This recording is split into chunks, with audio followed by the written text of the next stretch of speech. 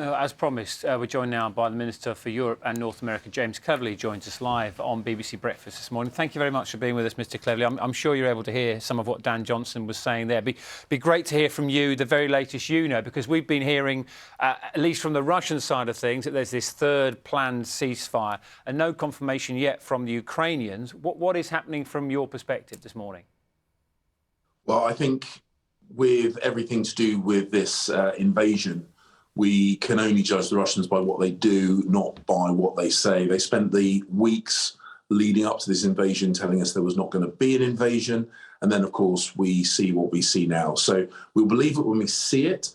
We have demanded humanitarian access or the ability for people to leave these conflict areas. It is a breach of the Geneva Convention to continue attacking civilian infrastructure and civilians.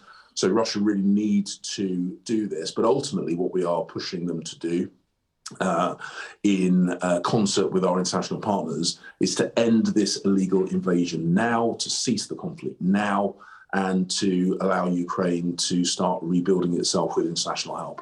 When you hear, I don't know if you looked at the details, but according to this Russian plan for this ceasefire, they're saying the route out from Kyiv is into Belarus and the route out from Kharkiv in the east of Ukraine is into Russia. I mean, in the most serious of situations, that sounds like almost a joke, doesn't it?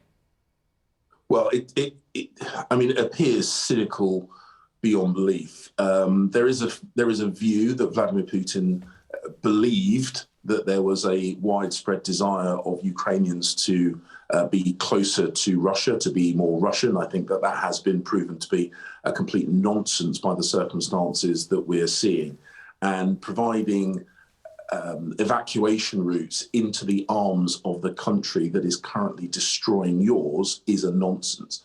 So, as I say, the humanitarian relief needs to be meaningful, it needs to be real.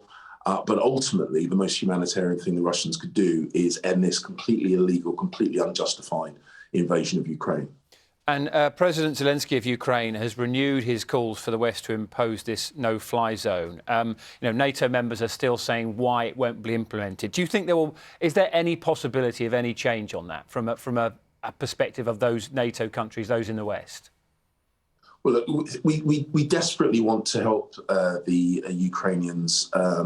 President Zelensky and the people in his government have shown a level of fortitude which is breathtaking.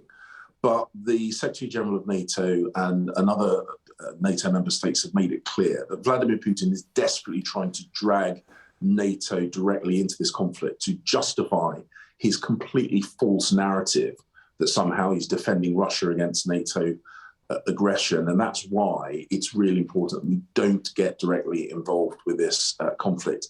And I know that will be heartbreaking to hear from some Ukrainians, but we will continue providing military support, military equipment support, so the Ukrainians can defend themselves.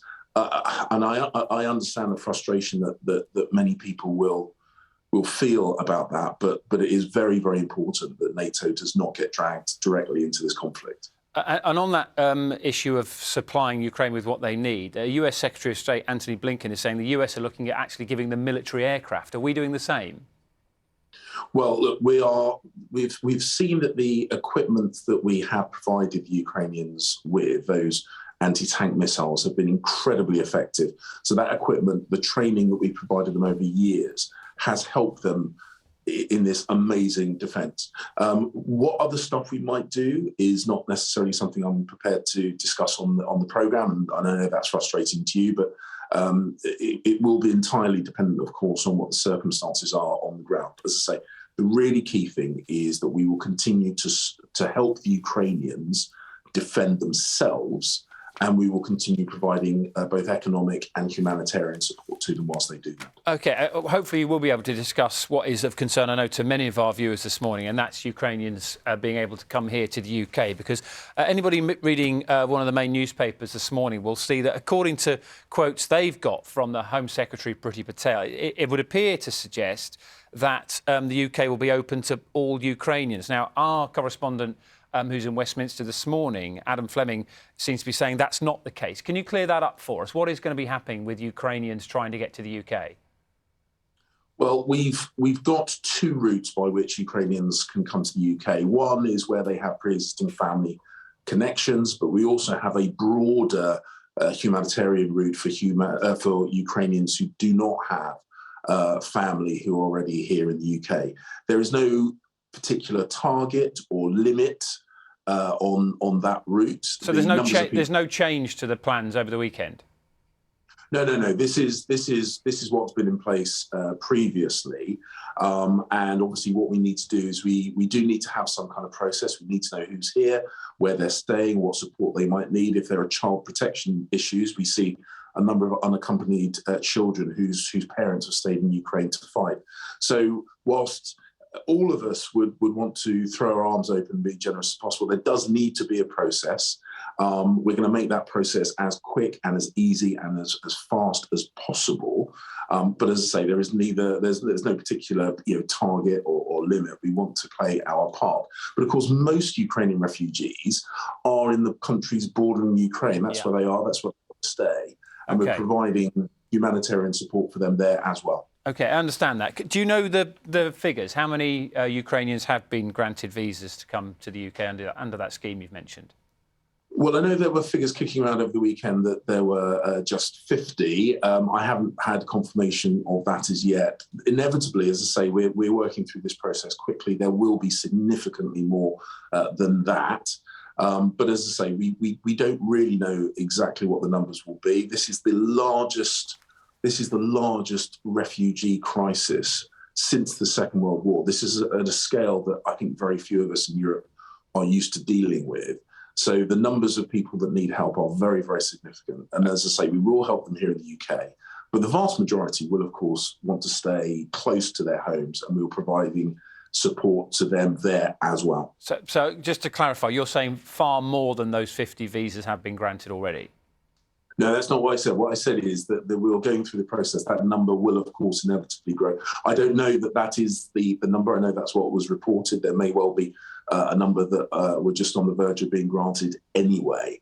And there does need to be a process. We're looking to make that process quick, and there will inevitably be significantly more numbers than that coming through very quickly. And what about the numbers of people who are waiting in Calais? Because the figure which was being shown over the weekend was 5,000 plus people waiting in Calais, either for waivers or for appointments. Do you recognise that figure? Well, these figures are moving very, very quickly. This is an unprecedented flow. There will be pressure on all our systems right the way across Europe. We're looking to move as quickly as we can so we can give people refuge. And we are looking to do that here in the UK with our partners in continental Europe, including France, of course, but also to the countries, Romania, Poland, Slovakia, those countries bordering Ukraine, who at the moment taking hundreds of thousands of refugees into their countries, and they need our help and support there as well. So do you feel, can you say to our viewers this morning, who will be asking questions listening to you, that we are doing enough at the moment to support these people? Because the figures I've got is 5,535 people have applied to that visa programme. I know you say you don't recognise the 50, but you can't give us a figure, that we're doing enough to help people who are trying to flee this war zone at the moment. Yeah, absolutely. And as I say, look, there is a process. We're making that process quick because we need to know who's here, where they're going to stay, if there's child support issues, if there's mental health, trauma support issues. So there is stuff that we need to do. We're looking to do that quickly. We are a generous country, and we will be in this circumstance. So we're going to help people that arrive here. We're going to help people who are seeking to get here that are currently in France or just over the Channel. And we're also looking to support Ukrainians who are still much further east, closer to Ukraine itself. So we're looking to do all those things, and we're looking to do them quickly. And as I say, the numbers that you're talking about, they will move very, very, very quickly as we go through this process, I have no doubt. Yeah, and I know that, you say that you've obviously got to go through a number of measures, and there are mental health issues and all those sorts of things you've just touched on. But surely you also appreciate the mental health issues and all those other issues of people who are 5,000 plus waiting in Calais, the people we've spoken to this morning who've not been able to speak to their family in some of those besieged cities for 6 days or so. Is that part of the consideration? Yeah, look, you keep asking me the same question, and we're looking to support them, and we're looking to make sure that they can come to the UK, and we're looking to make sure the process is quick. And we've got to remember that 2 weeks ago, this situation didn't exist at all. So we're looking to create something at very, very, very large scale, very, very quickly. Initially, of course, it will be slower than we would like. But that will pick up, and we will be accepting both Ukrainians who have family and those Ukrainians who don't, as well as supporting them right away across Europe. Of course we will. James Cleverly, appreciate your time this morning. Thank you very much for talking to us.